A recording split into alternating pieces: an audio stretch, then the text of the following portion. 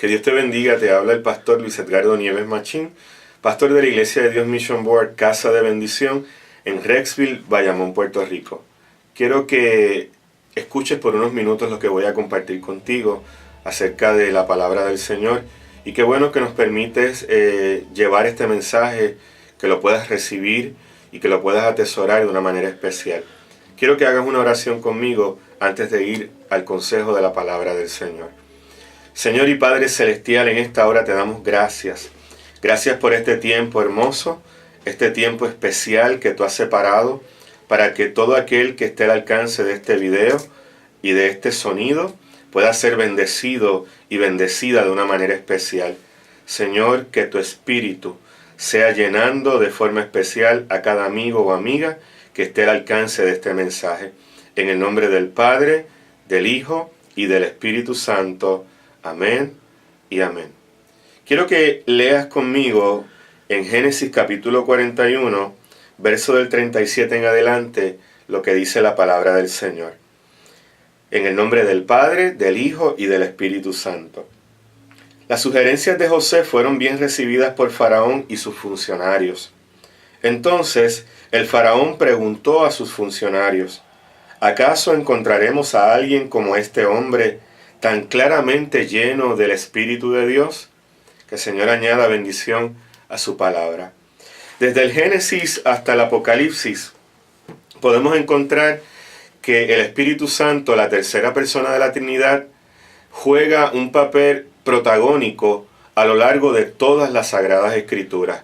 En el Génesis lo podemos ver en Génesis capítulo 1, el verso 2, cuando nos dice en el momento de la creación que el Espíritu de Dios se movía sobre la faz de las aguas. De modo que en el momento de la creación, ahí también ya estaba presente el Espíritu de Dios.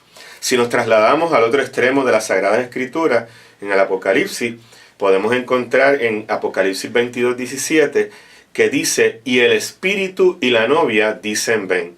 En una exclamación, en una solicitud al Hijo, a Jesucristo, para que regrese a buscar a su iglesia.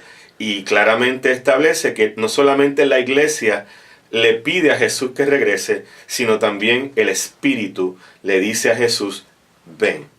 De manera que, como ya hemos afirmado, la presencia del Espíritu Santo a lo largo de todas las Sagradas Escrituras es un hecho, es una realidad que encontramos en la Biblia.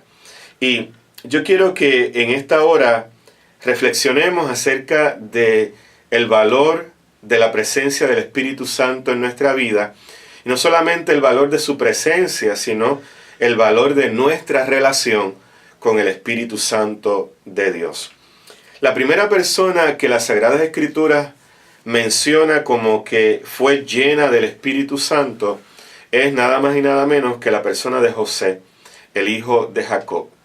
Y es bien interesante porque la persona que testifica, que da testimonio acerca de la llenura del Espíritu de Dios en la vida de José, no es otro sino Faraón.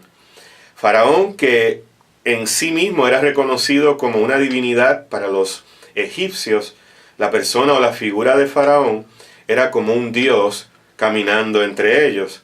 Pues este Dios que caminaba entre los egipcios reconoce que José estaba lleno del Espíritu de Dios.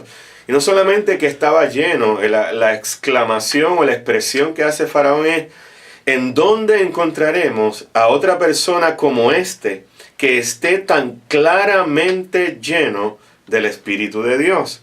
Resulta interesante que uno que aparentemente no conocía a Dios, porque él mismo se consideraba un Dios en sí mismo, no solamente reconozca que hay otro Dios, sino que puede haber un ser humano que esté lleno del Espíritu de Dios y de una manera extraordinaria como lo estaba José.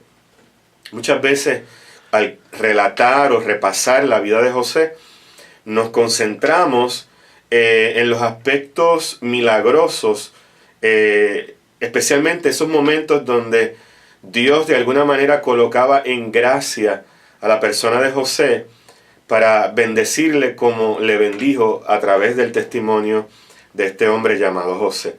La realidad es que desde el primer momento que vemos a José en el seno familiar, por ejemplo, vemos que José recibe una revelación de parte de Dios donde le muestra en una primera instancia que las estrellas se iban, 11 estrellas, el sol y la luna se iban a inclinar delante de él, y luego en otra instancia recibe otra revelación donde vemos que espigas se inclinaban hacia él, y esto él lo compartió con su papá y con sus hermanos. Era una revelación de parte de Dios, una promesa de eventos que se iban a dar en el futuro, algo que iba a suceder más adelante. Esto trajo problemas a la vida de José, porque sus hermanos y sus padres interpretaron que de alguna manera José iba a estar en una posición de autoridad y que ellos se iban a inclinar delante de él. Así que esto no cayó bien dentro de sus hermanos. La realidad es que desde ya Dios estaba tratando con la vida de José y se revela a él a través de los sueños, y ahí podemos ver la acción reveladora del Espíritu de Dios en la vida de José. Más adelante la historia nos dice que José va a parar a la casa de Potifar, es vendido como esclavo y termina en la casa de Potifar allá en Egipto, y inmediatamente vemos el obrar, el mover del Espíritu Santo nuevamente en la vida de José, esta vez colocándolo en gracia delante de Potifar, al punto de que José, siendo esclavo, y los esclavos venían a ser como otro objeto en la casa de las personas que, ¿verdad?, tenían algún tipo de posición económica de envergadura. Pero siendo esclavo, la gracia del Espíritu de Dios en la vida de José lo hace convertirse en la persona a cargo de la casa de Potifar. Y luego más adelante vemos cómo la esposa de Potifar trata de aprovecharse de José. Aquí también podemos ver al Espíritu Santo de Dios trabajando en la vida de José, dándole fortaleza espiritual para resistir la tentación de esta mujer que quería, pues, aprovecharse de él. Así que el acto en el que vemos a José resistiendo la tentación, sale corriendo, dice la Escritura que aún sale corriendo desnudo, sin importarle la vergüenza que podía provocar su desnudez, pero la presencia del Espíritu de Dios en la vida de José le dio nuevas fuerzas para resistir esa tentación. Y tiene que haber sido una tentación grande, porque si dice que salió corriendo es porque lo que él estaba viendo le atraía. Posiblemente la esposa de Potifar era hermosa, habían quedado solos en esa casa, así que tenía todos los elementos para caer en esa tentación. Ahora bien, la diferencia está en que este hombre estaba lleno del Espíritu de Dios. Eso lo hizo ser fuerte para poder resistir la tentación. Si seguimos más adelante, vemos que es acusado por esta mujer, lo acusa falsamente. Él cae preso, cae en la cárcel, acusado, ¿verdad?, de pervertido, de quererse aprovechar de una mujer. Cae preso. Aún allí en la cárcel, cuando él cae preso, vemos también el mover del Espíritu de Dios en la vida de este hombre, que siendo un preso, es colocado en una posición de mando, en una posición de autoridad, y el carcelero lo pone a cargo de los presos, prácticamente lo pone a cargo de la cárcel. Y aquí vemos también, nuevamente, es el Espíritu de Dios colocando en gracia a su siervo para que tenga esta posición de autoridad, aun siendo preso también. Más adelante seguimos viendo cómo el Espíritu va abriendo puertas en la vida de José.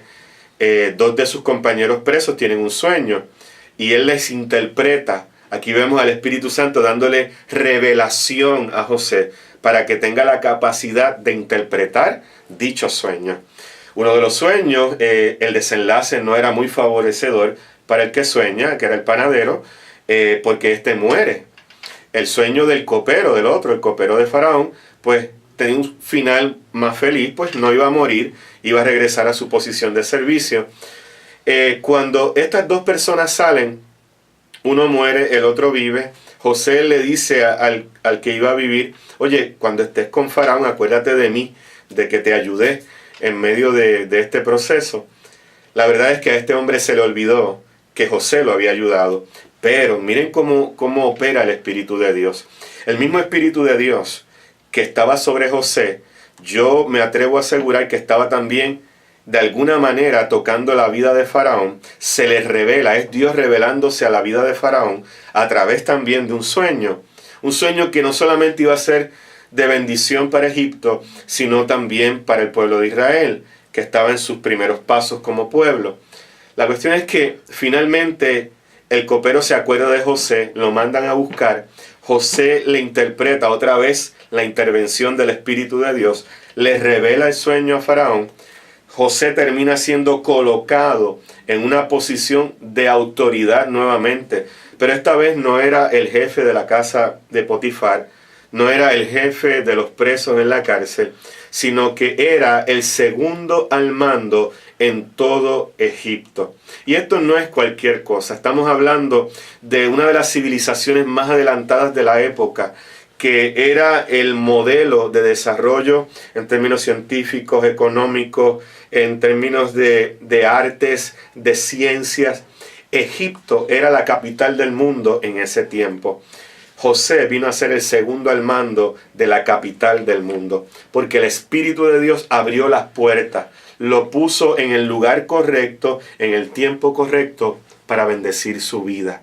Miren todo lo que hace el Espíritu de Dios en la vida de una persona, y hace cosas que van más allá de la experiencia cúltica, de la experiencia de un momento de ministración, donde el Espíritu Santo hemos aprendido a valorarlo desde la perspectiva del hablar en lenguas, o desde la perspectiva de danzar en el Espíritu, o de la palabra profética, el Dios te dice tal cosa. Eso es bueno, lo disfrutamos, nos edificamos con esa intervención del Espíritu. Pero nos hemos dado cuenta a través de la historia de José que la manifestación del Espíritu de Dios va más allá que una experiencia cúltica, que una experiencia de un momento determinado. Esta historia nos demuestra a nosotros que la llenura del Espíritu puede afectar, influenciar, beneficiarnos en todas las áreas de nuestra vida, para bien, para dar testimonio, para avanzar en nuestros trabajos, para caer en gracia delante de nuestros jefes. El Espíritu de Dios puede intervenir en nuestras relaciones familiares, como más adelante lo vemos en la experiencia de José. Porque luego de todo esto que hemos compartido, de cómo el Espíritu de Dios en la vida de José le abrió puertas, le dio revelación, le dio interpretación de sueños, lo coloca al frente de una gran nación prácticamente, viene la parte que yo considero aún más importante. Y es la parte donde, a causa del hambre que se había anunciado a través de esta revelación del sueño de Faraón, los hermanos de José, los que lo habían vendido hace muchos años atrás, vinieron a Egipto a buscar provisiones para llevarlas de regreso a su tierra. Allí se encuentran nada más y nada menos con el que vendía las provisiones, José, el que estaba a cargo de la tierra de Egipto. José, cuando los ve, los reconoce. Sus hermanos no los reconocieron a él, porque inclusive la escritura da a entender que José ni siquiera hablaba hebreo. ¿Y por qué tendría que hacerlo si ya estaba establecido en Egipto? Así que hablaba egipcio, y si quería comunicarse con otras naciones, la Biblia dice que tenía intérprete. Miren qué interesante. José los reconoce, ellos no los reconocen a él. José pudo haber hecho varias cosas, pudo haberse vengado, pudo haberles dicho: yo soy José, el que ustedes vendieron, así que ustedes van a pagar por lo que me hicieron hace muchos años, y solo Dios sabe qué pudo habérsele ocurrido para vengarse de sus hermanos. La diferencia estuvo, amado amigo o amiga que me estás viendo y escuchando, que en el corazón de José no había espacio para la venganza, no había espacio para la ira, para el rencor, porque estaba lleno del Espíritu de Dios. Y eso hizo la diferencia, porque para hacerles el cuento largo, hacerlo corto por la cuestión del tiempo, José, más que odiar, más que llenarse de rencor, estaba lleno del Espíritu de Dios y se movió a misericordia, respondió con amor, respondió con el perdón. Hubo reconciliación al final de la historia. La Biblia dice que él estaba tan emocionado de ver a sus hermanos, más que tener coraje, lo que tenía era alegría, gozo. Y a veces la emoción era tan poderosa que él le tenía que decir prácticamente, deme un segundo, regreso en un momento. Y José se iba a un lugar aparte a llorar de la emoción que tenía de volver a ver a sus hermanos. Eso solamente lo hace la llenura del Espíritu en la vida de las personas.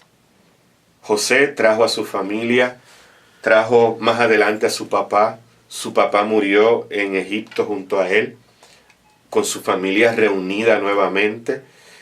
Y vemos que la llenura del Espíritu de Dios en la vida de José no solamente salvó a las naciones aledañas o cercanas a Egipto, también salvó a su pueblo como nación y también salvó a Egipto. La bendición que provocaba la llenura del Espíritu de Dios en la vida de José no solamente bendijo a los suyos, sino que fue extrapolada. Esa bendición se proyectó más allá de los suyos. Lo mismo pasa con nosotros cuando el Espíritu de Dios nos llena.